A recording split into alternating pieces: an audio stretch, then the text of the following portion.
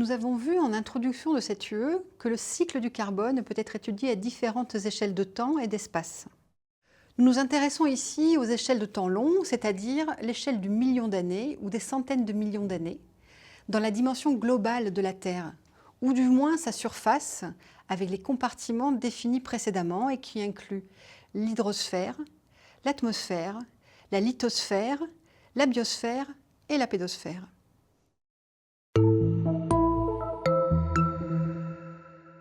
Depuis sa formation, la Terre a connu des variations très importantes de la composition de son atmosphère et en particulier de la concentration en CO2 atmosphérique que nous allons suivre dans cette vidéo.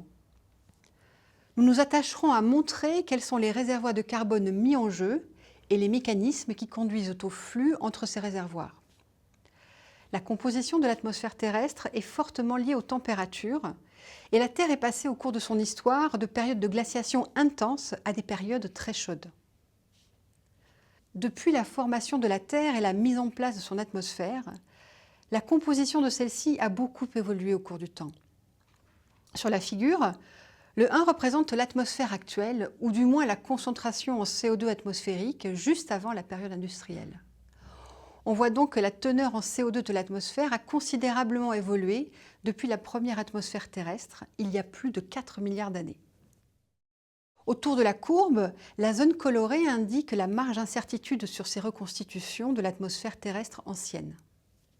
Pour l'histoire ancienne de notre planète, il est probable que la différenciation de la Terre primitive, c'est-à-dire la mise en place des différentes couches de composition différentes, le noyau, le manteau et la lithosphère, et une activité volcanique intense ait largement contribué à la mise en place de l'atmosphère primitive et son évolution au cours du temps. Il s'agit donc principalement de flux de carbone entre la lithosphère et même plus profondément la Terre interne et l'atmosphère.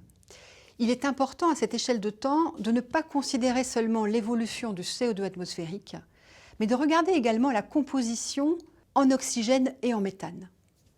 L'apparition de la vie il y a plus de 3,5 milliards d'années, la production d'oxygène et l'utilisation du CO2 pour la photosynthèse ont ensuite contribué à son évolution. Il s'agit ici d'échanges entre la biosphère, l'atmosphère et l'hydrosphère. Sur la figure, on observe que l'oxygène a commencé à s'y accumuler de manière importante vers 2,4 milliards d'années avant le présent.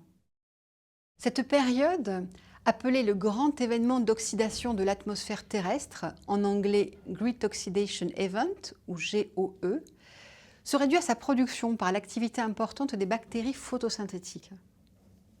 On remarque qu'en même temps, le taux de méthane atmosphérique a lui chuté de manière drastique. En effet, en présence d'une atmosphère devenue oxygénée, le méthane peut être oxydé en CO2.